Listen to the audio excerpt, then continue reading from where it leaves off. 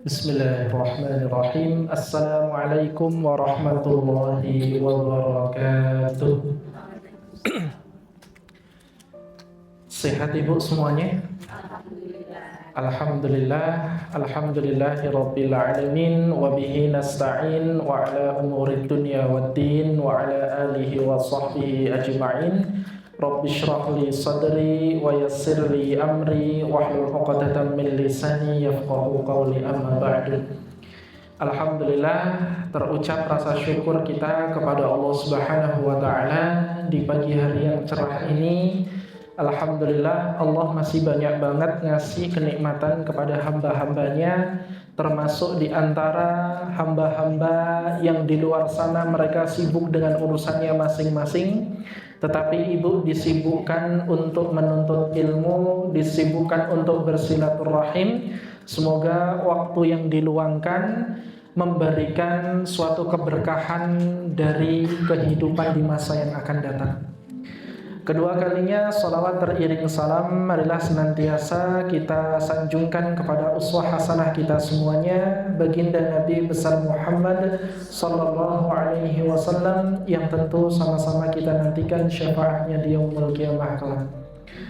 Baik, pada kesempatan di pagi hari ini kita memasuki di hari Jumat ya. Tentu setiap kali kita bertemu di sini pasti di hari Jumat. Kami hanya mengingatkan yang belum membaca surah Al-Kahfi nanti bisa dibaca surah Al-Kahfinya. Yang pagi ini belum bersolawat, silakan perbanyaklah bersolawat kepada Nabi Sallallahu Alaihi Wasallam. Dan marilah kita awali taklim pada kesempatan di pagi hari ini dengan membaca Sayyidul Istighfar bersama-sama. Allahumma anta rabbi la ilaha illa anta khalaqtani wa ana abduka wa ana ala ahdika wa wa'dika mastata'tu a'udzu bika min syarri ma sana'tu abu'u laka bi ni'matika alayya wa abu'u bi dzambi faghfir li fa innahu la yaghfiru dzunuba illa anta. Baik ibu yang kami muliakan, sekarang kita sudah hampir ini sudah selesai Dzulqa'dah di tanggal yang keberapa sekarang? Tanggal berapa Dzulqa'dah sekarang Bu? Tanggal 20 berapa? 21 Dzulqa'dah. Ya, 9 hari lagi kita akan memasuki bulan Dzulhijjah. Persiapkan diri kita untuk menyambut bulan haram yang kedua. Karena saya seringkali sampaikan, memasuki bulan haram itu adalah sesuatu anugerah bagi setiap seorang hamba. Makanya apabila seseorang masih berjumpa dengan bulan haram, mari kita bersyukur kepada Allah, tingkatkan banyak-banyak kualitas rasa syukur kita kepadanya. Baik, jemaah dirahmati oleh Allah, kita bisa melihat Al-Quran surah kedua Al-Baqarah ayat 155 jemaah.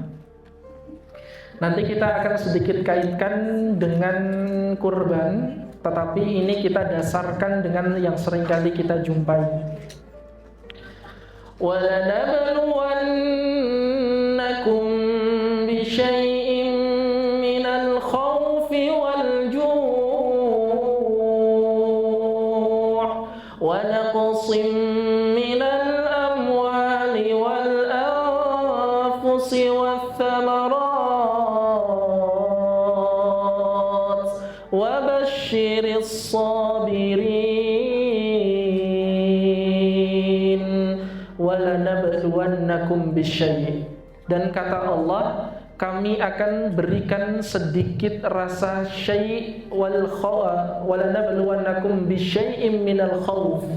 Kami akan berikan sedikit ujian kepada orang-orang itu dengan sedikit rasa takut jamaah.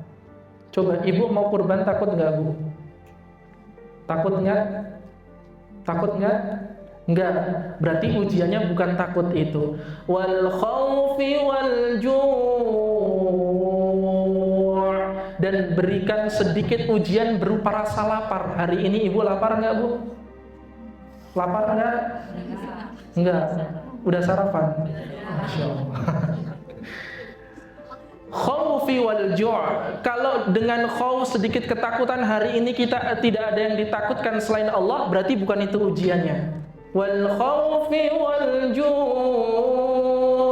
Kalau hari ini kita masih bisa makan, gak diberikan kelaparan sebagaimana saudara-saudari kita yang ada di Timur Tengah sana, yang mereka sedang dihadapkan dengan suatu ujian yang sangat besar, berarti kita bukan itu ujiannya jamaah. Wal khauf wal ju' wa naqsim minal amwal. Dan kalian akan diuji dengan sedikit harta. Apakah ini ujian ibu? Gimana bu? Ini ujiannya? Tadi takut enggak? Enggak. Ju' lapar? Enggak. Minal amwal, berarti mungkin ujian kita hari ini adalah amwal jemaah. Ujiannya adalah harta. Makanya sangat relate banget, dekat sekali dengan kurban. Allah akan uji kita dengan hartanya jemaah. Ayo lo ini diberikan harta sama Allah, bisa nggak kalian diuji dengan harta? Punya harta atau nggak punya harta sama-sama diuji bu.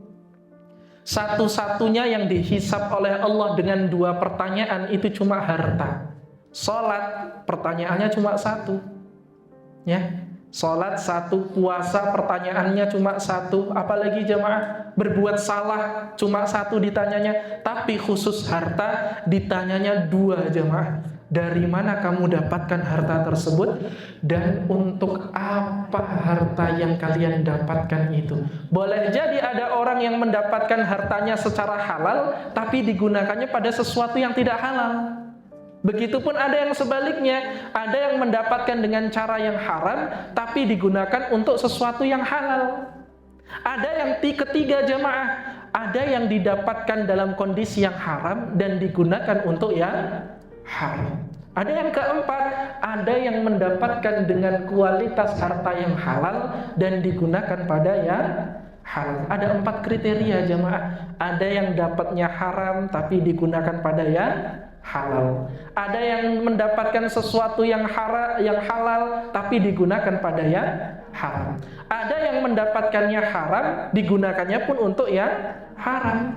Tetapi yang keempat inilah yang akan selamat jamaah, mendapatkan dengan sesuatu yang halal dan dialokasikan kepada sesuatu yang halal. Makanya terkadang mau punya harta atau nggak punya harta, pasti akan Allah uji jamaah. Wala nabluwannakum bi syai' minal khaufi wal ju' wa naqsim minal amwali wal dan mungkin kalau nggak diuji dengan rasa takut, nggak diuji dengan lapar, nggak diuji dengan harta, mungkin diujinya yang keempat ini jamaah. Ini yang sulit. Wathamarat kalau dalam bahasa diterjemahan itu adalah buah-buahan. Tapi kalau kita memahami dan kalian akan diuji dengan sedikit buah-buahan, kira-kira masuk akal nggak jamaah? Nggak masuk akal kan? Berarti yang diuji cuma tukang buah doang, cuma penjual buah, enggak. Tapi cara memahaminya ini udah pakai tingkatan bahasa Arab yang paling tinggi jamaah. Namanya ilmu balaghah, ilmu majaz dalam bahasa Arab. Wathamarat, kenapa diuji dengan sedikit buah-buahan? Cara memahaminya adalah, coba ibu kalau hari ini makan buah, itu mungkin memang gampang ya bu, makan buah doang gitu kan. Tapi pernah nggak kita memahami bagaimana perjuangan seorang petani buah dalam menjadikan buah itu menjadi matang? Ini yang akan diuji bu. Para petani mereka harus mengeluarkan usaha sedikit modalnya, kemudian mencari bibit yang terbaik, harus menunggu waktu yang sangat lama, tanahnya dipupuk, ditata, kemudian kalau ada rumput dicabutin rumput-rumputnya, dikasih, kadang ada yang menggunakan pestisida juga, biayanya nggak sedikit. Ketika masa panen, malah udah dicolong sama orang jemaah. Pas udah masa panen, malah udah dimakan sama kelelawar jamaah. Makanya ujian yang dimaksudkan ini adalah terkadang kita sudah mengusahakan sesuatu yang sangat serius, tapi tidak sesuai dengan ekspektasi kita jamaah. Kadang contoh, ada seseorang kemarin ikut, ada yang tes itu Koperasi Merah Putih. Ada nggak jamaah? Oh nggak ada ya. Usahanya udah maksimal banget jamaah, kesana kemari, kesana kemari, kesana kemari, atau tes CPNS lah jamaah. Semua sudah diikuti, tes ini, tes itu diikuti. Bahkan semua bimbingan belajar dia ikuti. YouTube, trik-trik dalam menjawab soal, semuanya diikuti, Bu. Ya, biaya dikeluarkan. Mau ujian nggak bisa di Wonosobo, harus ke Yogyakarta. Kehujanan, kepanasan, pikirannya luar biasa, perbekalan nggak cukup. Ketika sampai di rumah, ngelihat hasilnya nanti kalah sama orang dalam jemaah. Terjadi atau tidak? Terjadi. Makanya ini ujian yang berat jemaah. وَلَنَبْلُوَنَّكُمْ بِشَيْءٍ مِّنَ الْخَوْفِ. Dan terkadang Allah itu akan menguji kita dengan sedikit khauf, sedikit rasa takut. وَالْجُوعِ. Dan terkadang sedikit rasa lapar. Minal amwal. Kadang juga harta. Wal anfusi wath thamarat. Dan mungkin usaha yang sudah sangat serius kita lakukan untuk menempuh dan mencapai sesuatu, tapi hasilnya tidak sesuai dengan apa yang kita inginkan. Kata Allah, wabasyiris sabirin. Dan sungguh Allah itu bersama orang-orang yang sabar. Siapa orang yang bersabar? Alladzina idza asabathum musibah. Apabila dihadapkan suatu musibah kepadanya, alladzina idza asabathum musibah qalu inna lillahi wa inna ilaihi raji'un. Dia mengatakan bahwasanya ini semua adalah titipan Allah dan segala yang dititipkan pasti akan kembali kepada pemiliknya, yaitu Allah Subhanahu wa taala. Makanya jemaah dirahmati oleh Allah, hari ini mungkin tadi ibu mengatakan tidak diuji dengan sedikit rasa ketakutan. Ibu nggak diuji dengan rasa lapar.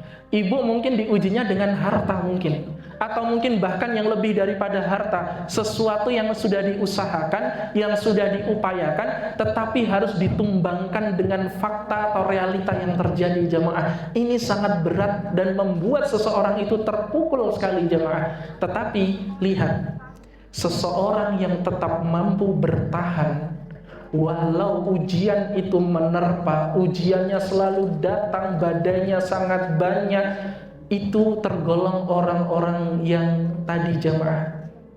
Alladzina idza asabatuhum musibah qalu inna lillahi wa inna ilaihi raji'un. Lanjutan ayatnya, ulaika alaihim shalawatum mir rabbihim wa rahmah. Dialah orang-orang yang akan diberikan rahmat Allah Subhanahu wa taala. Rahmat itu lebih dari segalanya, Bu. Harta kalah rahmat Allah. Bahkan sependosanya orang pun dia dosanya di mana-mana. Bahkan dia menginvestasikan dosa kemanapun, selagi dia mau bertaubat kembali kepada Allah, rahmat Allah itu lebih besar daripada dosa yang pernah dilakukan kepadanya jemaah. Makanya berbahagialah, Bu, orang-orang yang mendapatkan rahmat. Ibu ada yang suaminya Pak Rahmat? Beruntunglah ibu ya. Suaminya Pak Rahmat berarti udah dapat rahmat itu jemaah. Tinggal rahmat dari Allah Subhanahu wa taala. Karena rahmat itu mengandung 3 makna. Rahmat itu mengandung 3 makna jemaah. Rahmat itu bisa sebagai ampunan Allah. Dalilnya apa? Al-Quran surah ke-39 ayat 53. Bisa juga sebagai solusi, ya, solusi dalam masalah. Dalilnya apa tadi? Al-Quran surah Al-Baqarah ayat 157. Dan yang ketiga yang sering kali kita pahami, bahwasanya arti rahmat itu adalah kasih sayang. Nah, jadi rahmat ini memiliki 3 makna ini jemaah.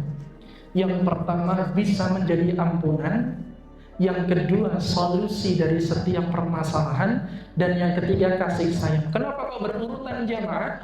Orang yang sudah diberikan rahmat, otomatis pertama kali yang Allah lakukan kepada seorang hamba, Allah itu akan mencintai seorang hamba itu dulu. Sedangkan ketika Allah mencintai seseorang, yang pertama kali dilakukan akan Allah ampuni dulu dosa-dosanya. Siapa yang mengatakan? Bukan saya jamaah. Allah dalam Al-Quran surah ketiga Ali Imran ayat 31. Qul in kuntum tuhibbunallah fattabi'uni yuhibbukumullah. Kata Allah, katakan Muhammad, apabila kamu mencintai Allah, maka sungguh Allah akan mencintaimu. Kalau Allah sudah mencintaimu, yaghfir lakum dzunubakum. Yang pertama kali Allah lakukan adalah diampuni dosa-dosanya dulu. Kalau dosa-dosanya udah diampuni, otomatis setiap masalah yang dialaminya pasti Allah akan selesaikan jamaah sebagai solusi tadi. Qalu inna lillahi wa inna ilaihi raji'un ulaika alaihim salawatum mir rabbihim wa rahmah. Dan Allah akan memberikan solusi bagi orang-orang yang diuji dengan sekian banyaknya ujian, tapi dia mengatakan alladzina idza asabatuhum musibah qalu inna lillahi wa inna ilaihi raji'un. Ini semua sudah kehendak Allah, titipan dari Allah, maka sesungguhnya hakikatnya titipan itu pasti akan kembali pada pemiliknya. Ibu pernah nggak Bu kehilangan sesuatu, tapi kecewa langsung di awal? Pernah nggak? Apa malah emang ritmenya selalu seperti itu? Pasti kan ya? Kehilangan sesuatu di hari itu langsung kecewanya hari itu. Bisa nggak nunda kecewanya sampai kita tahu hikmahnya dulu jemaah? Bisa? Sulit kan ya? Bahkan kayaknya dari 100 orang mungkin cuma 1 orang aja jemaah yang bisa seperti itu ya. Tapi lihat jemaah dirahmati oleh Allah, ulaika alaihim salawatum mir rabbihim wa rahmah. Tapi orang-orang yang mampu untuk melakukan hal semacam itu, dialah yang akan diberikan rahmat dari Allah. Wa may yattaqillaha yaj'al lahu makhraja. Dia selalu bertakwa sama Allah, maka Allah pun akan selesaikan masalahnya, berikan jalan keluarnya. Oh gini loh cara kamu untuk menyelesaikan urusanmu seperti ini, kamu harus ini. Banyak banget caranya Allah jamaah. Cuma tinggal kita terkadang itu kalau udah kehilangan sesuatu, ya sudah kita langsung kecewanya sama Allah, nyalahinnya Allah. Ya Allah, saya kan udah sholat terus, kenapa kok diuji kayak gini sih ya Allah? Saya perlu kasih tahu jamaah, sholat itu bukan untuk menyelesaikan masalahnya jemaah.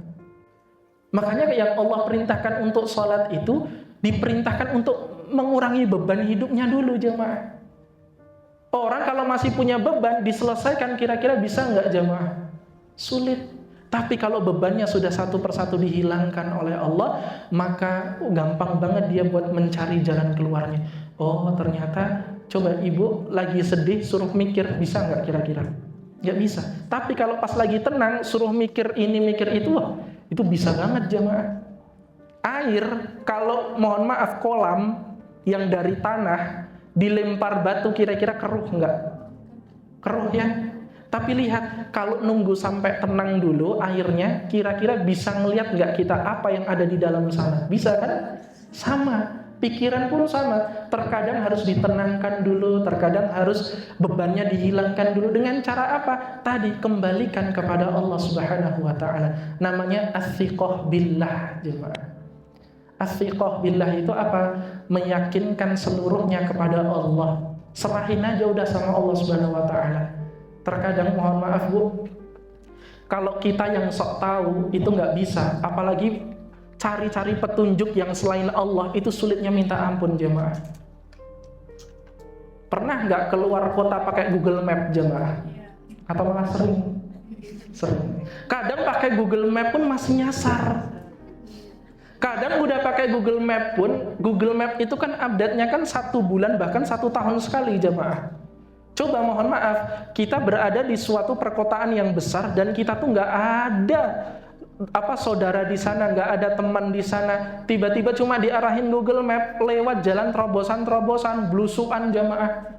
Karena cari jalan pintas, akhirnya dia masuk ke perkampungan-perkampungan. Pas udah mau nyampe, tutup jamaah jalannya. Kenapa? Lagi kondanganan jamaah.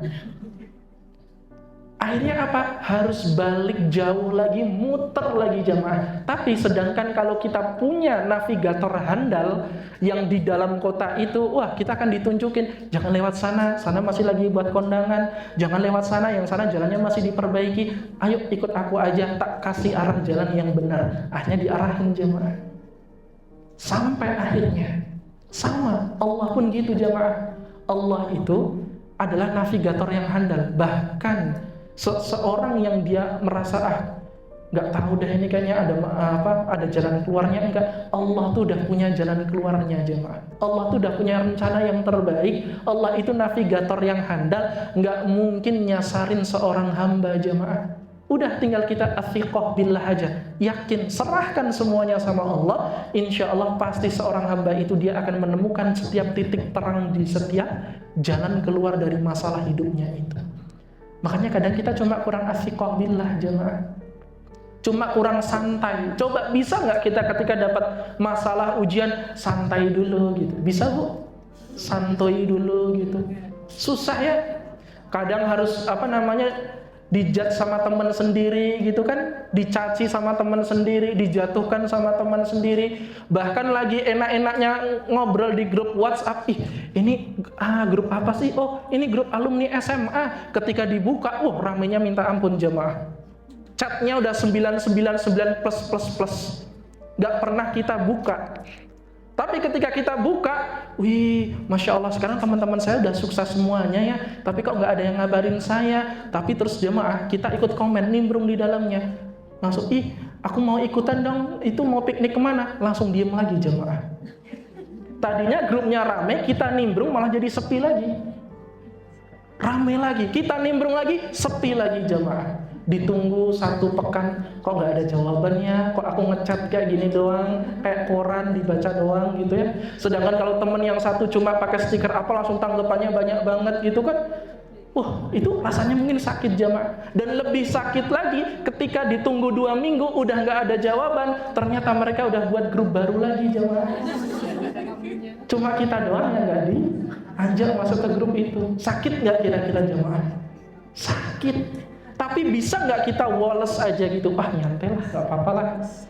Karena terkadang seseorang itu dihadirkan dalam hidup kita itu untuk merubah kita. Tapi terkadang juga ada orang yang dijauhkan dari hidup kita karena Allah tuh tahu ada keburukan yang sedang Allah ingin tampakkan kepada kita yang ada di dalam orang itu.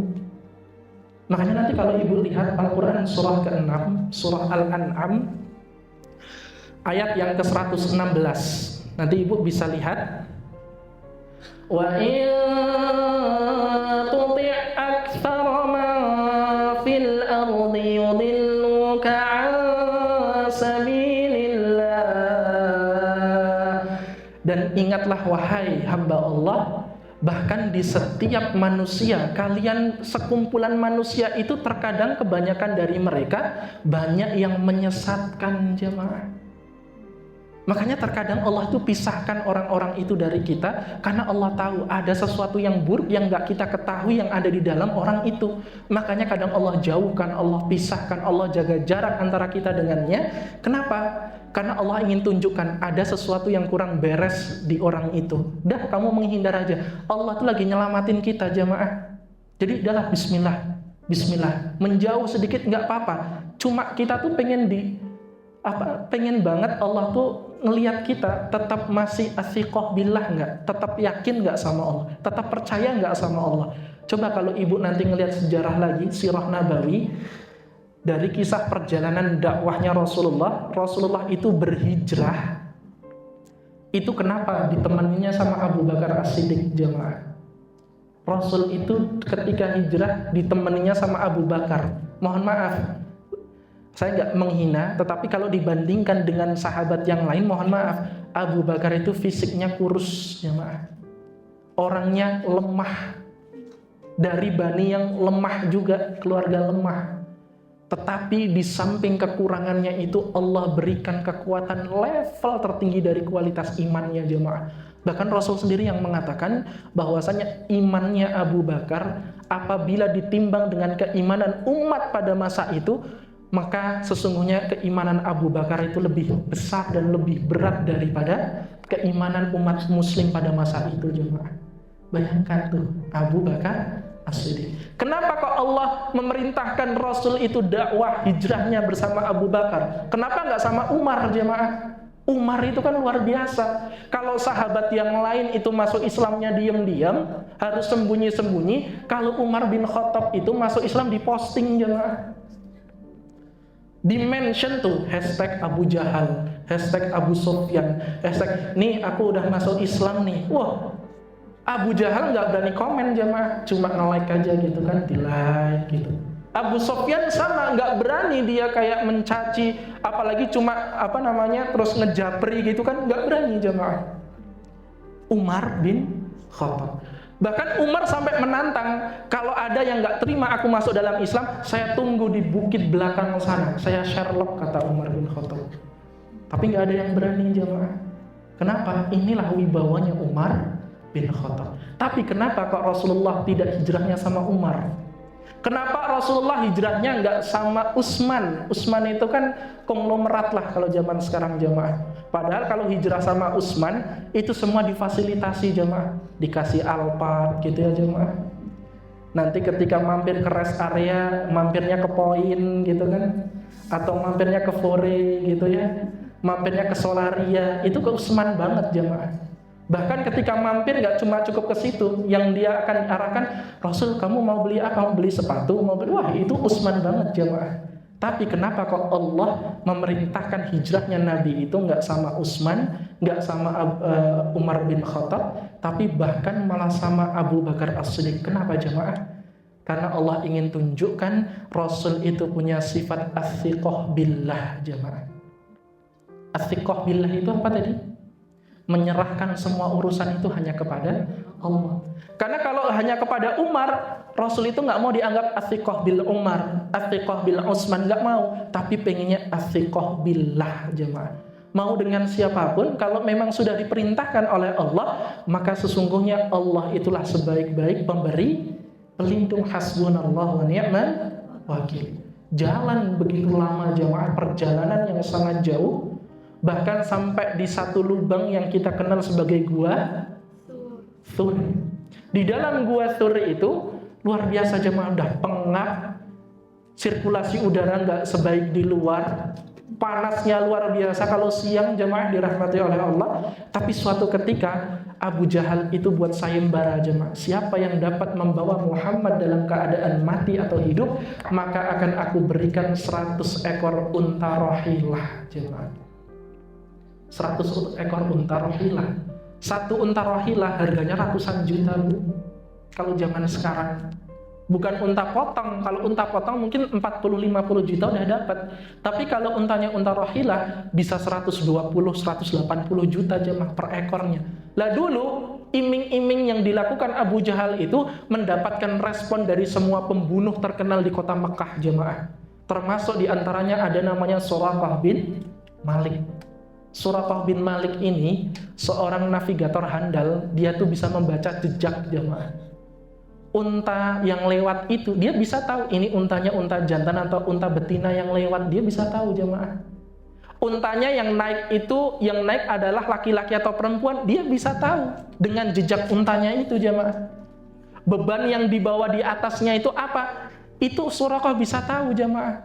Bahkan sampai jejak yang kering, jejak yang basah, jarak ngukurnya pun tahu. Oh ini jejaknya masih basah ini, belum jauh ini, paling nggak ada 1 hari perjalanan. Dikejar sama Suraqah, bisa jemaah. Bahkan bisa membedakan antara mana orang yang naik di atas unta yang dalam kondisi tenang sampai bahkan dalam kondisi yang tantrum, itu bisa tahu loh. Suraqah tuh bisa tahu. Tapi lihat, Suraqah ketika udah turun gunung ingin mengikuti sayembara itu, semua pembunuh di kota Mekah semuanya pun nyerah jemaah. Kenapa? Adalah pasti Suraqah yang akan menang gitu kan, nggak mungkin kita. Akhirnya apa? Suraqah beserta pengikutnya mencari-cari Rasulullah ke kota Madinah jemaah. Setelah sudah mau sampai ke gerbang pintu Madinah, ditemukan ada satu jejak yang itu mengarah bukan ke kota Madinah jamaah, tapi ke arah Gua Sur itu tadi. Wah, ini nih jejaknya. Handal banget nyari jejak jamaah. Ini jejaknya. Setelah ditelusuri jejak itu, sampailah dia kepada mulut gua itu. Sedangkan Abu Bakar dan Rasul ada di dalam gua itu jamaah. Sembari dia tuh diem, berkamuflase, nggak berisik. Sedangkan Suraqah dan pengikutnya udah di depan gua itu semua. Wah, ini jejaknya berhenti sampai di sini, tapi kok nggak kelihatan di mana ya dia? Sampai bingung jamaah. Abu Bakar sampai mengatakan kepada Rasul, "Ya Rasul, kita apakah bisa selamat ya Rasul? Aku tuh khawatir." Apa yang kamu khawatirkan Abu Bakar? Abu Bakar itu tidak mengkhawatirkan dirinya bakal dibunuh jamaah. Abu Bakar cuma khawatir apabila Rasul ketangkap. Sedangkan Abu Bakar diamanahkan untuk menjaga Nabi. Tapi apa kata Rasul jamaah? Rasul dengan kalimat tenangnya mengatakan, "Ya Abu Bakar, ma dhannuka bithnain Allahu fil thalithuhuma." Apakah kamu mengira kita hanya berdua saja wahai Abu Bakar? Sedangkan ada yang ketiga yaitu Allah Subhanahu wa ta'ala. Allah itu akan nolong kita. La tahzan innallaha ma'ana. Inilah asbabun nuzul surah At-Taubah. La tahzan innallaha ma'ana. Ibu tahu kan ya, ada novel judulnya La Tahzan itu kan, atau malah ada filmnya kan, La Tahzan itu. Nah ini berasal dari tadi asbabun nuzulnya adalah ketika Rasul dalam kondisi yang sangat mendesak menenangkan Abu Bakar. Ya Abu Bakar, ma dhannuka bithnain Allahu thalithuhuma. Ini bisa ibu terapkan ketika teman lagi sedih. Itu bisa ibu datang di tengah-tengah dia dan memberikan penenang. Contoh misal Aisyah, Bu Aisyah, ma dhannuka bithnain gitu ya. Allahu thalithuhuma. Aduh, tadi saya lupa mau bilang apa ya Ustaz gitu. Nah ini jamaah, nggak apa-apa dihafalkan boleh gitu ya. Dihafalkan boleh. Ini adalah kalimat penenang. Rasulullah telah melakukan itu kepada sahabatnya sendiri ketika lagi sedih. Wahai Abu Bakar, ma dhannuka bithnain? Apakah kamu mengira kita hanya berdua saja? Allahu thalithuhuma. Sedangkan Allah itu adalah yang ketiga, maka la tahzan innallaha ma'ana. Jangan kamu sedih wahai temanku, sesungguhnya Allah bersama kita. Oh, itu teman-teman yang bisa kayak gitu, Bu, keren. Zaman sekarang teman yang bisa kayak gitu sedikit banget jemaah. Banyak atau sedikit coba? Sedikit kan? Kadang itu cuma gengsi aja. Tapi kalau ibu menemukan spesies-spesies yang kayak gitu, perlu dibudidayakan, Bu. Kenapa? Langka banget itu, hampir punah malah tuh. Teman-teman yang bisa kayak nge-support kita, wah itu keren banget jamaah. Makanya lihat tadi Abu Bakar menemani Rasulullah, bahkan dalam kondisi yang paling sulit pun Abu Bakar masih menemani Rasul. Bahkan Rasul pun, wahai Abu Bakar, nggak apa-apa, kita masih punya Allah, kamu jangan sedih. Apakah Allah nggak akan nolong kita? Wah, pertanyaan Rasulullah itu membuat Abu Bakar kembali semangat lagi jamaah. Innamal mu'minuna alladzina idza dzukirallah wajilat qulubuhum. Wajilat, jilat itu apa? Jilat itu adalah semangat kembali. Itu jilat namanya jemaah. Wajilat qulubuhum.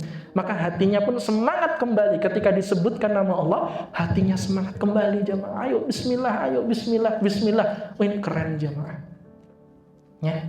Makanya tadi yang ingin saya sampaikan dengan ritual ibadah kurban, kita kaitkan apa yang bisa kita petik pembelajaran itu jemaah. Terkadang kita harus tetap bertahan dalam keimanan kita walaupun dalam kondisi yang sesulit apapun jemaah. Karena kondisi sulit itu semua orang pasti akan rasakan, tapi nggak semua orang kuat untuk menghadapi kesulitan itu jemaah. Semua orang pasti diberikan kesulitan, tapi nggak semua orang kuat untuk menghadapi kesulitan itu.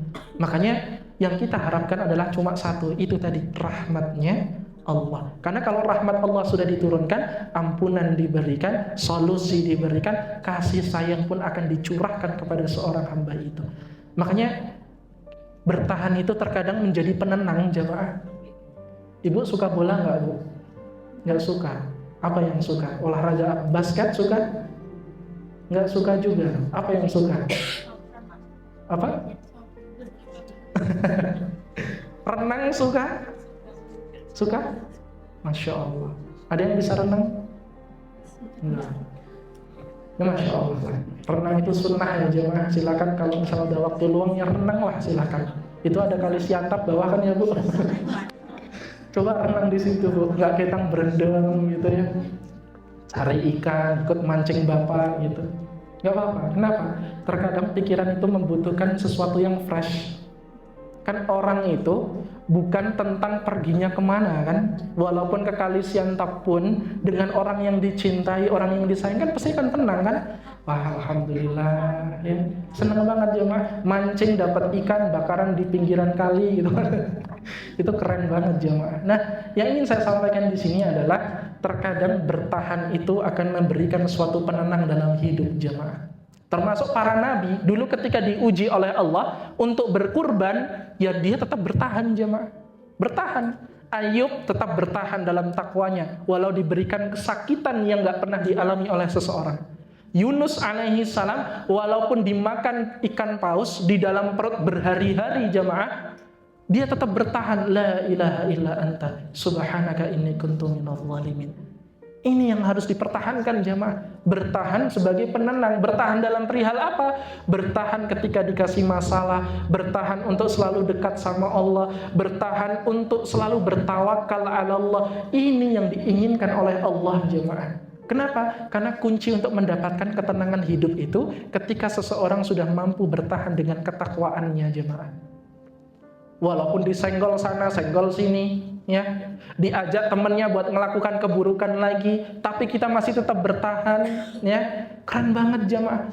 Ayolah kita ini nongkrong-nongkrong di mana? Itu loh ada spot yang baru di atas daerah Garung.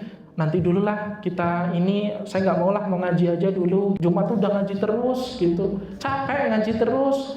Ya udah nanti deh, kamu ikut ngaji aku aja dulu. Nanti habis ngaji baru kita healing bareng-bareng. Wah seneng banget akhirnya ngaji, habis ngaji healing bareng-bareng. Ya. Ini nggak apa-apa jamaah dilakukan. Terkadang seseorang itu ketika ingin menyampaikan sesuatu nggak harus saklek kok jamaah. Kamu itu kalau nggak ngaji, padahal keutamaan ngaji akan dapat ini, wah mental nggak mungkin. Tapi kalau iming-imingnya dengan cara nggak apa-apa, nanti kita ngaji aja dulu. Kamu mau kemana? Saya yang bayar, aman gitu. Nah, ini keren banget teman-teman yang keren jemaah. Ibu mau jadi teman yang keren nggak Bu? Mau jadi teman yang keren? Nah, jadilah orang yang suka mentraktirkan orang jemaah. Karena terkadang ada seseorang yang masuk surga itu cuma gara-gara traktir doang. Ada itu kisahnya. Tapi saya nggak ingin membahas ke sana dulu, karena nanti nggak selesai jemaah. Jam berapa? Ini masih 9:30. Nah, jemaah yang dirahmati oleh Allah, coba kita berusaha selalu bertahan. Ada seorang pemain sepak bola, kalau pertahanannya nggak kuat, mau penyerangnya, strikernya sebaik apapun, tapi dia bisa diserang lagi jemaah, diserang kembali, kejebolan lagi. Udah ngegolin 4 karena pertahanannya nggak kuat, kembali lagi, dijebol lagi. Tapi ingat jemaah, ada pemain bola, suatu klub sepak bola yang dia jarang sekali ngegolin, tapi pertahanannya sangat bagus sekali jemaah. Nggak ngegolin, tapi nggak pernah kejebolan juga, jarang lah kejebolan itu. Ada yang seperti itu. Makanya kalau disuruh milih yang mana, mending nyerang atau bertahan, pilihlah yang bertahan jemaah. Karena bertahan itu nggak semudah yang dibayangkan kan. Ibu bertahan sulit atau mudah Bu? Sulit. Kalau nyerang mudah atau sulit? Mudah. Orang itu lagi ngehujat kita, serang balik kira-kira bisa nggak? Bisa, gampang banget. Tapi coba kalau bertahan bisa nggak? Nggak bisa, sulit jemaah. Bertahan itu sulit. Makanya ketika bertahan itu dibutuhkan teman terbaik yang selalu mensupport kita, agar pertahanan kita selalu kokoh. Nyerangnya gampang, kalau ketika kita yang diserang balik langsung runtuh, wah sama aja jemaah. Makanya pertahanannya itu harus kuat. Bukan tentang siapa yang paling kuat dalam menyerang, tetapi siapa yang paling kuat dalam bertahan jemaah. Inilah yang harus kita terapkan dalam kehidupan kita. Ya Allah, bismillah, aku ingin bertahan menjadi lebih baik. Aku ingin bertahan di tengah gempuran gufron gitu kan. Tahu jamaah? Syududu. Masya Allah ya. Nah ini jamaah dirahmati oleh Allah. Terkadang banyak orang-orang di luar sana yang ingin menyesatkan kita ya. Banyak yang ingin menyesatkan kita. Dalam ayat Allah tadi disebutkan, makanya kita diperintahkan untuk bertahan jemaah. Bertahan ketika dikasih ujian, bertahan untuk ibadah. Kalau istilah bertahan dalam diksi Islam itu namanya sabar jemaah. Sabar itu menahan, bertahan. Ibu lihat di kamus KBBI, mau di kamus bahasa Arab, sabar itu artinya bertahan, menahan jemaah. Orang mau marah bilangnya apa? Sabar, gitu kan? Tahan dulu, tahan. Ya. Jangan ini. Nah ini sabar. Nahan jemaah. Belajar buat nahan. Nahan apapun. Makanya kemarin ibu puasa Ramadan itu belajar nahan jemaah. Nahan nggak marah-marah. Ketika Ramadan dipanggil ibu, dalam sayang, kenapa? Ada yang bisa ibu bantu? Ini loh bu, adik tolong dong kerjain PR-nya. Ya, nanti dulu ya nak. Ibu ini lagi masak. Adik mau ibu masakin apa? Wah, masakan ibu mah nggak enak gitu. Iya, nggak apa-apa. Nanti ibu belikan. Oh, sabarnya minta ampun jemaah. Tapi habis lebaran, bu, apa sih babu gitu ya. Ini kalau habis lebaran. Makanya Ramadan itu belajar menahan. Harusnya sampai saat ini kita bisa belajar menahan. Karena tadi bukan tentang siapa yang paling cepat atau kuat dalam menyerang, tapi siapa yang paling kuat dalam bertahan. Ini jemaah. Bahasa Islamiknya ya sabar. Ya. Kalau pengen lebih keren lagi istiqomah. Sabar, paling kerennya istiqomah. Istiqomah kan juga bertahan kan? Istiqomah sulit atau berat? Sulit ya. Istiqomah itu berat banget. Makanya dibutuhkan paksaan. Istiqomah itu harus dipaksa. Kalau ada yang tanya Ustadz gimana sih cara istiqomah itu? Dipaksa jemaah. Nggak ada jalan paling kuat selain dipaksa untuk bisa istiqomah. Itu cuma dipaksa doang udah. Digoda sama teman, ayo sini nongkrong bareng lah, nggak usah kamu ikut ngaji, ngajinya bisa besok lagi, ya. Akhirnya apa? Langsung koyah, nggak istiqomah jemaah. Itu si Superman mau ngaji ya, gitu kan, bertahan terus jemaah. Bismillah, tetap istiqomah, walaupun digunjingin, walaupun dicaci, dijatuhkan sama teman, dipermalukan teman sendiri, tapi Bismillah. Ini adalah tentang diri saya. Jangan kamu ganggu kebaikan hidup saya di masa yang akan datang. Ini prinsip jemaah, prinsip yang harus kita pegang, ya. Tapi jangan juga kita istiqomah selalu kayak pengen disebut-sebut terus. Saya loh yang seperti ini. Kalau nggak ada saya akan seperti ini. Kalau nggak ada saya, kamu mana bisa berhijrah. Kalau nggak ada saya, kamu nggak ada. Saya. Ini penyakit jemaah. Coba kalau bukan karena saya, ibu itu nggak akan hijrah. Bayangkan jemaah. Coba kalau bukan karena saya, itu mah nggak akan seperti ini. Nggak ada jemaah. Semua punya ikut andil, semua punya kontribusi. Ya. Kalau ada orang yang bilang saya, kayak orang zaman dulu. Saya itu yang sering kali bilang saya itu siapa jemaah? Ada 4. Kalau ada orang bilang saya, sesungguhnya yang selalu bilang saya itu cuma ada 4. Yang pertama iblis jemaah. Saya lebih baik daripada Adam. Yang kedua Fir'aun. Saya ini Tuhan, bayangkan. Dan yang ketiga Korun. Saya ini hartanya banyak banget. Saya. Nah katanya 4 ustaz. Kok itu baru 3? Ya berarti yang keempat ibu gitu. Ya itu jemaah yang dirahmati oleh Allah. Tadi ya, kalau selalu bilang saya, ini penyakit jemaah. Jangan, ini namanya penyakit ghil. Ghil itu apa? Penyakit merasa kayak pengen divalidasi. Itu ghil. Penyakit hati itu jemaah. Karena kadang iblis itu ketika menggoda manusia, udahlah langsung dibelokkan aja. Nggak bisa jemaah. Iblis itu cara menggoda manusia itu nggak kayak gitu. Iblis pun punya bidangnya masing-masing. Kalau nggak bisa langsung dibelokkan, wah ini orangnya udah istiqomah ngaji nih. Pasti yang digoda pertama kali itu adalah perasaan itu jemaah.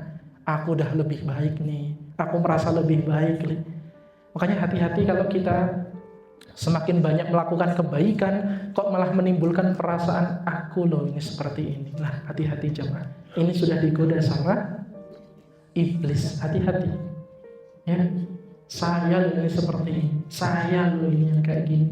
Kalau nggak ada saya, mustahil akan seperti ini. Ini iblis banget jemaah. Beda. Kalau ibu pernah nyetir mobil, mohon maaf, kalau pengen belok di jalan tol, langsung dibelokkan gini atau beloknya perlahan? Perlahan kan? Iblis tuh kayak gitu. Dibelokkannya kayak gitu jemaah. Lagi lurus, belokannya pelan-pelan. Set, udah mulai belok. Set, lagi belok. Set, belok. Akhirnya belok ke arah kiri jemaah. Tadinya lagi lurus, nggak kerasa kan beloknya kan? Tapi kalau langsung dibelokkan gini, kerasa nggak? Kerasa. Tapi itulah iblis jemaah. Iblis itu pelan banget, belok kecil, belok lagi, belok lagi, belok lagi, sampai benar-benar nanti dia belok arah. Itu adalah tipu muslihatnya iblis jemaah. Makanya butuh teman-teman yang selalu mensupport kita. Silakan ibu, perbanyaklah mencari teman-teman yang bisa mensupport ibu, ya. Karena zaman sekarang tadi banyak orang yang dia menyesatkan. Bahkan mohon maaf, saya sampaikan aja bu, ada seseorang yang di luarnya itu luar biasa alimnya, masya Allah. Seorang syekh kan, ibu tahu kisahnya kan, yang sekarang lagi ramai kan. Seorang syekh, dia itu juri hafiz Indonesia. Dia mencari santriwan, santri laki-laki yang dimana dia punya hafalan yang bagus dan punya keinginan yang tinggi untuk belajar di Al-Azhar Kairo Mesir. Dikasih iming-iming, kamu mau ke Al-Azhar? Oh ya mau. Dikasih tiket, gak usah tes, gak usah ini, asal bahasa Arabnya bagus dan hafalannya juga bagus, langsung dikirim ke sana. Alih-alih diiming-imingi untuk belajar, ternyata malah dilakukan sesuatu yang tidak semestinya. Tahu kan ya bu? Saya nggak perlu menyebutkan kan, melakukan penyimpangan yang sangat luar biasa itu jemaah. Bahkan kemarin yang di Pati, nggak usah jauh-jauh tuh, ya. Tahu kan? Ya. Ini jemaah. Terkadang banyak orang yang kayaknya di luar itu kita meyakinkan, wah ini orangnya masya Allah, tabarakallah. Tapi di balik itu semua ternyata mereka tergolong orang-orang ya wa in tuti' aktsara man fil ardi yudilluka an sabilillah. Yudilluk itu apa? Yudilluk itu menyesatkan jemaah. Coba kalau saya tuh tadi malam dengar di podcast jemaah, alasannya itu tuh kayak bikin orang itu tuh kayak gimana gitu kalau orang awam. Saya nggak pernah ceritakan, nanti ibu lihat podcastnya aja sendiri gitu ya. Nanti kalau ini saya malah dikira gimana gitu. Karena apa? Dia memberikan iming-iming berupa iming-iming yang islamik banget jemaah. Kalau kamu nggak seperti ini, nanti guru thariqah kamu bakal seperti ini. Kamu itu orang yang harus diperbaiki akhlaknya. Loh, diperbaiki akhlaknya gimana? Padahal dia merasa nggak pernah ngapa-ngapain, iri dengki aja nggak pernah. Tapi kok kamu itu iri dengkinya masih banyak banget nih. Wah, akhirnya dipersekusi kayak gitu jemaah dan diiming-imingi sesuatu yang tidak semestinya. Makanya di akhir zaman ini, mari kita perbanyaklah mendekatkan diri kepada Allah, cari teman-teman yang terbaik yang bisa selalu mensupport kita, terutama teman perjalanan hijrah kita itu butuh banget jemaah. Karena seseorang yang sudah berhijrah itu lika-likunya lebih berat daripada ketika awal berhijrah. Coba pas Covid, banyak kan orang yang berhijrah jemaah. Sekarang kemana mereka? Hilang entah kemana. Ini tadi yang saya sampaikan. Lebih sulit bertahan jemaah. Sulit bertahan itu sulit banget. Orang itu mau hijrah tuh gampang. Coba orang yang di luar sana nggak pernah sholat dijadikan langsung bisa sholat, bisa-bisa aja. Tapi pertanyaan, bisa nggak dia konsisten kayak gitu? Wah, setiap hari Sabtu, wah setiap hari Jumat ngaji setiap pekan tuh. Tapi ketika sudah lupa, udah semuanya hilang semua jemaah. Nggak bertahan. Kenapa? Karena dia merasa nggak ada teman, nggak ada yang support lagi gitu kan. Coba kalau ada teman-teman, yuklah kita ngaji bareng-bareng kayak tadi jemaah, asik-asikan aja gitu ya. Kayak pengen tadabur ya silakan, mau ngaji sambil ngecamp gitu ya, ngaji sambil ngecamp, atau mungkin nggak perlu ngaji lah, tadabur bareng-bareng jemaah, kayak diskusi, masya Allah ya ternyata sebesar ini kuasa Allah, membahas ayat suci Quran, nggak apa jemaah. Walaupun kadang masih sama-sama sok tahu gitu kan, nggak apa-apa gitu. Yang penting kan dibahasnya tetap yang baik-baik. Ayolah besok kita tadabbur alam kemana? Wah, ayo kita ke Gunung Sindoro, muncak tuh bareng-bareng jemaah. Sekitar 30 orang. Ketika berangkat dengan senang, wah bawa perbekalan yang sangat cukup. Di atas bingung kita mau ngapainnya kalau di sini cuma kayak gini-gini doang. Udahlah kita kajian aja. Akhirnya apa jamaah? Mereka pun saling diskusi. Walaupun yang disampaikan masih sok tahu, nggak apa-apa jamaah. Kan bukan masalah sok tahunya, tapi masalah keinginan menyampaikan kebenaran. Dan kalau dalam pembahasan konteks seperti itu kok hati kita senang, berarti tandanya hati kita lagi bersih itu jamaah. Itu hati kita bersih. Setiap kali ini ingatnya Allah. Itu keren banget jemaah. Makanya tadi kurban itu saya pernah sampaikan, segala aktivitas yang dapat mengingat atau mendekatkan diri kita kepada Allah itu namanya kurban. Jadi silakan jemaah. Kurban itu tentang siapa yang paling kuat bertahan. Ya. Hari ini mungkin besok ketika ada orang yang berkurban sudah menjadi lebih baik. Tapi ketika kurban itu udah jauh, udah 6 bulan berlalu Idul Adhanya, udah hilang jemaah. Udah gak dekat lagi sama Allah. Yang sisa cuma tinggal dagingnya di freezer kulkas. Ya, kadang kan gitu ya Bu, ada yang dapat dagingnya banyak banget. Bahkan dari Idul Adha hari ini sampai Idul Adha depan itu dagingnya masih ada tuh. Sampai udah mengkerap gitu kan. Nah ini Dzulqa'dah, akhirnya orang-orang pada adalah sekarang masak daging aja lah gitu kan. Akhirnya apa? Dzulqa'dah udah mulai gencar-gencar masak daging. Kenapa? Pengen membersihkan freezernya lagi karena besok mau diisi yang baru-baru lagi jamaah tuh. Ini berarti pada hakikatnya ibu makan daging hari ini itu adalah kurban tahun kemarin. Ibu mau makan daging tahun depan itu kurban yang sekarang tuh. Wallahu a'lam jamaah. Jadi ya nggak apa-apa lah. Itu adalah keunikan masyarakat Indonesia jamaah, nggak apa-apa. Ya, yang jelas kita sudah paham hakikat kurban itu harus bagaimana mendekatkan diri sama Allah. Terutama itu tadi jamaah, karena namanya alam itu kan kita berada di mana jamaah. Sekarang saya ingin tunjukkan. Ini adalah alam ruh. Alam ruh ada alam rahim. Habis itu ada dunia jemaah. Habis itu ada alam barzakh. Setelah alam barzakh ada, wah yang paling cukup ini, kiamat. Habis kiamat ada mahsyar.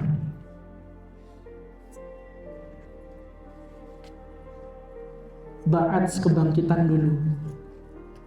Baru mahsyar. Setelah mahsyar ada hisab jamaah. Setelah hisab nanti ada belum mizan. Setelah hisab nanti ada penyerahan amalan. Baru nggak cukup lagi jamaah.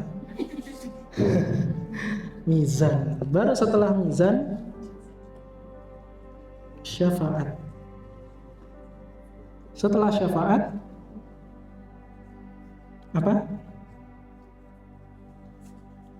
Telaga Al-Kautsar. Setelah itu sirat, baru nanti surga dan neraka. Sekarang kita ada di mana? Di mana, Bu? Sini. Berarti berapa alam lagi? Banyak. Ini Ibu ingat nggak? Di sini ingat nggak? Di sini ingat nggak? Banyak ingatnya. Nah ini nggak tahu sampai kapan jemaah. Kiamatnya pun nggak tahu kapan. Yaumul ba'ats kayak gimana? Yaumul mahsyar 50.000 tahun jemaah. Mau ngapain di sana?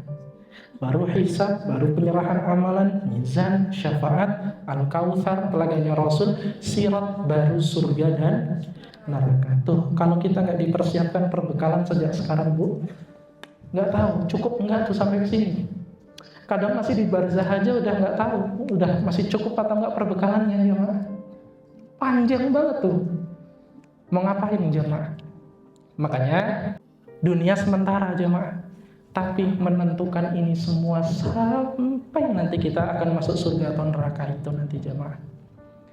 Makanya kenapa kok Allah itu baik banget, sekecil apapun kebaikan itu dihargai sama Allah. Kenapa? Karena dapat menolong di sini jemaah. Faman ya'mal mithqala dzarratin khairan yarah wa man ya'mal mithqala dzarratin syarran yarah. Kebaikan sekecil apapun Allah akan hargai jemaah. Ada balasan. Kenapa? Karena itu yang sudah diusahakan manusia untuk ini jemaah. Untuk mempersiapkan ini semua. Allah nggak mungkin menyepelekan jemaah. Begitupun keburukan sekecil apapun pasti akan Allah berikan balasan. Kenapa? Bentuk kemahaadilan Allah dalam merawat seluruh hamba-hambanya jemaah. Yang ini dosa kecil dihargai, yang sini juga dihargai juga. Oh, dibalas. Sama. Ya.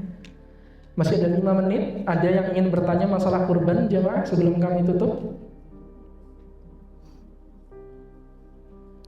Cukup?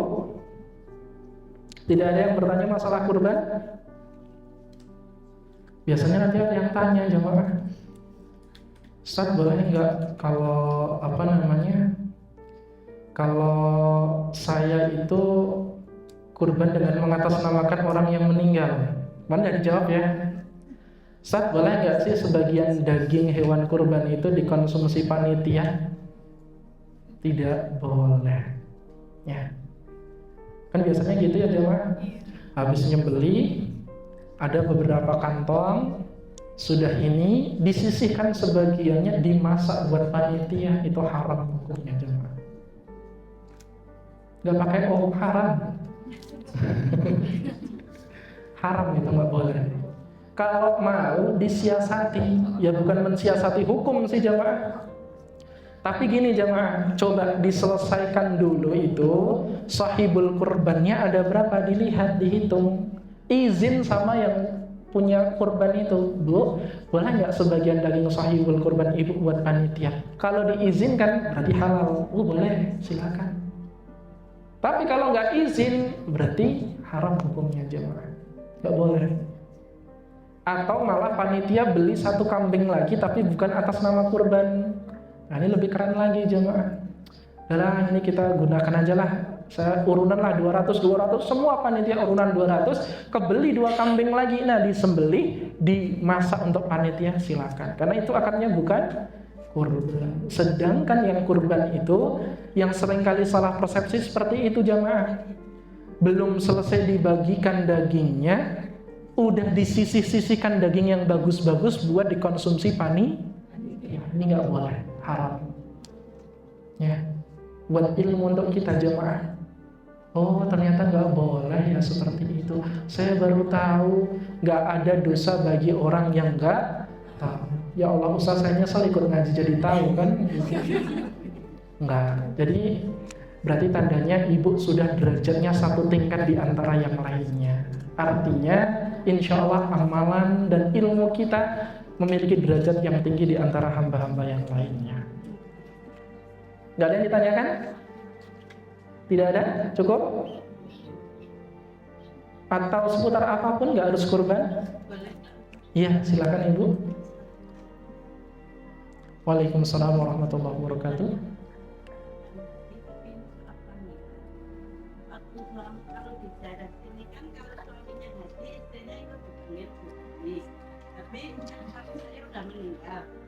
Saya masih tetap dipanggil gitu, padahal saya sudah sering bilang panggil nama aja gitu. Katanya, bukan katanya ya, ada ulama yang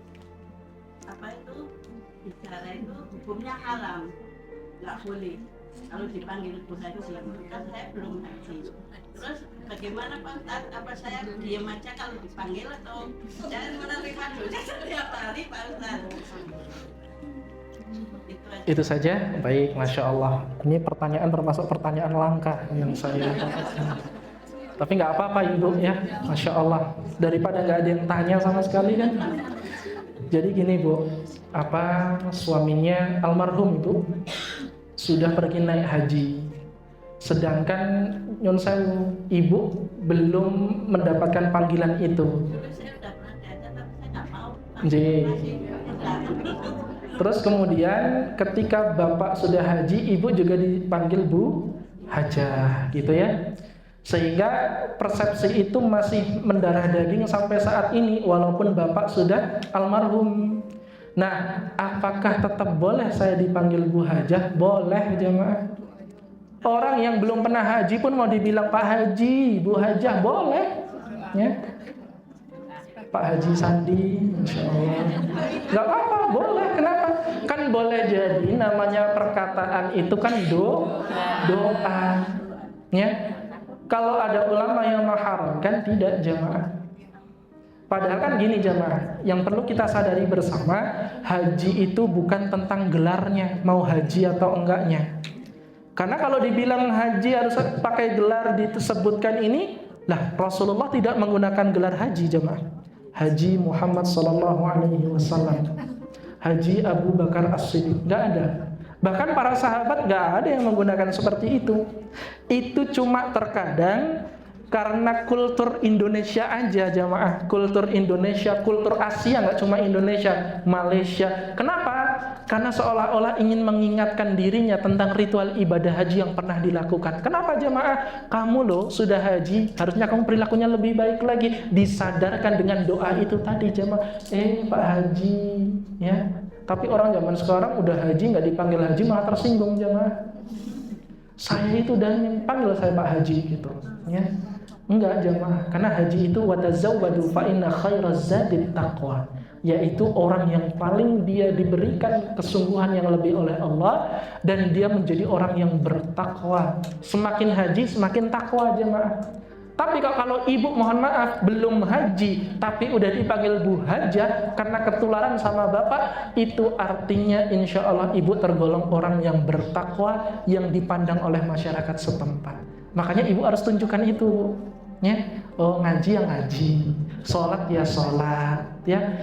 Waktunya zakat ya zakat. Itu menunjukkan bahwasanya ibu itu dipandang sama orang setempat sebagai orang yang alim, orang yang baik, orang yang soleha. Makanya tunjukkan itu kepada orang kalau ibu sesuai dengan apa yang didoakan oleh orang jemaah.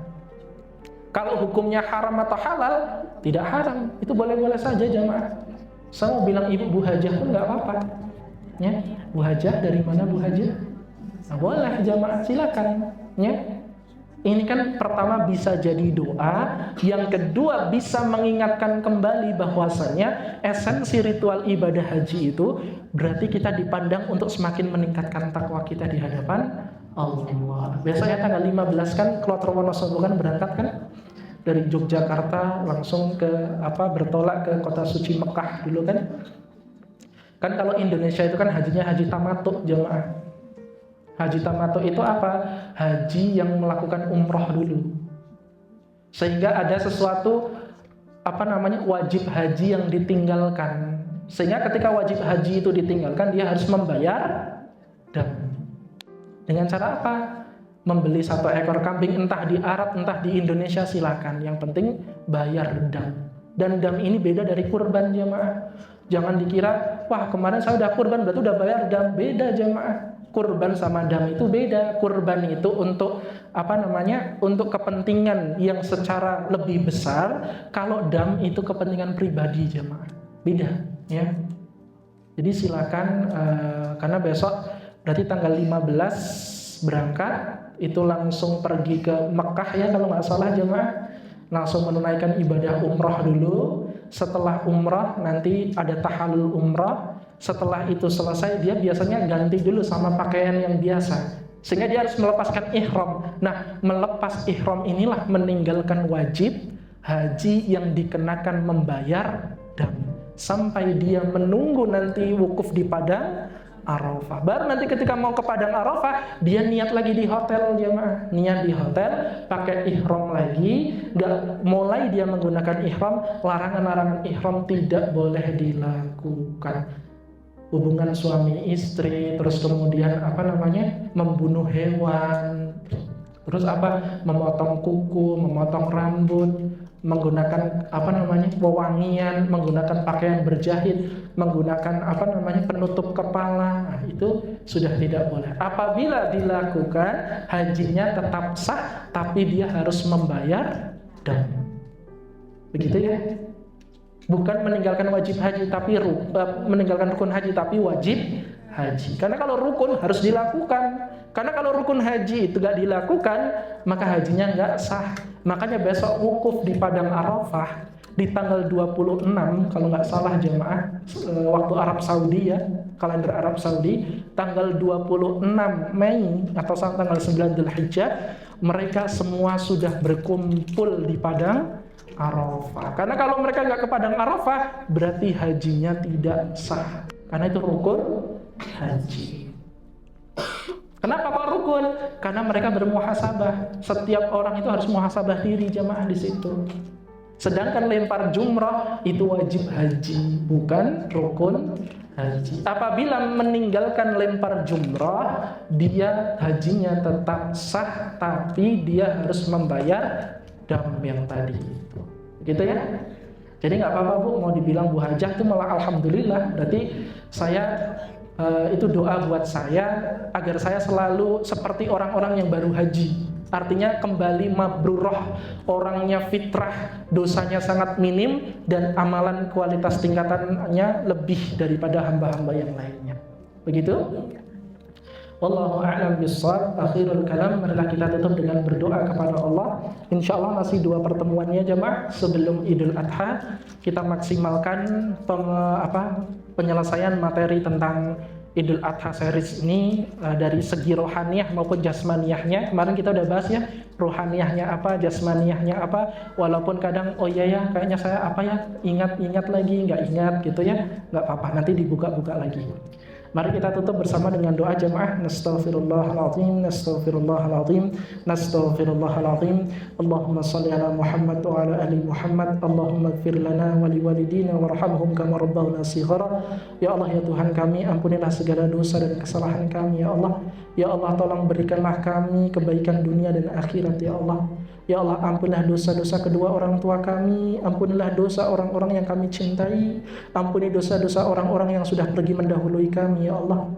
Allahumma inna nas'aluka salamatan fid din wa afiatan fil jasad wa ziyadatan fil ilmi wa barakatan fil rizqi wa taubatan qabla al maut wa rahmatan 'inda al maut wa maghfiratan ba'da al maut. Allahumma hawwin 'alaina fi sakaratil maut wan najata minan nar wal 'afwa 'inda al hisab. Ya Allah ya Tuhan kami, mudahkan hajat-hajat kami, lancarkan segala urusan kami, lapangkan rezeki kami agar kami dapat berkurban di tahun ini ya Allah. Istiqomahkan kami dalam ketaatan kepadamu sampai Engkau wafatkan kami dalam keadaan husnul khatimah. Rabbi habli minas salihin, berikanlah anak keturunan kami yang salih salihah ya Allah. Ada orang-orang di sekitar kami, mereka sedang sakit, angkat segera penyakitnya. Allahumma rabban nas adhibil ba'sa ishfi anta syafi la shifaan illa shifauka shifaan la yughadiru saqaman anni masani ad-durra anta arhamur rahimin. Ya Allah, kumpulkan kami dengan orang-orang salih salihah ya Allah yang selalu mengingatkan kami dalam ketaatan dan kebaikan ya Allah. Ya Allah, tolong jauhkan kami dari orang-orang yang ingin menjatuhkan kami ya Allah, dan gantikan dengan orang-orang yang selalu mensupport kami ya Allah. Ya Allah ya Tuhan kami, perjalanan hijrah ini sangatlah berat ya Allah. Tolong ya Allah, berikan bimbingan-Mu kepada kami ya Allah. Ya Allah ya Tuhan kami, tolong jangan Engkau sesatkan kami setelah kebaikan dan hidayah itu muncul kepada kami. Rabbana la tuzigh qulubana ba'da idh hadaitana wa hab lana min ladunka rahmah innaka antal wahhab. Rabbana taqabbal minna innaka antas samiul alim. Rabbana atina fid dunya hasanah wa fil akhirati hasanah wa qina adzabannar. Walhamdulillahirabbil alamin. Sekian yang dapat kami sampaikan. Semoga ibu selamat sampai tujuan, nanti pulang kembali ke rumah. Semoga juga sehat semuanya, panjang umurnya. Salam buat keluarga di rumah, buat ibu. Ini berat kan ya, harus ada salam segala gitu. Ya, salam buat keluarga di rumah, atau salam buat teman-teman ibu semua yang mungkin nanti kalau ibu jumpai. Karena saya tahu ibu habis dari sini nggak langsung pulang kan? Ada yang langsung pulang. Jazakumullah ahsanal jazaa. Fastabiqul khairat billahi hidayah wa bitaufiq. Wassalamualaikum warahmatullahi wabarakatuh.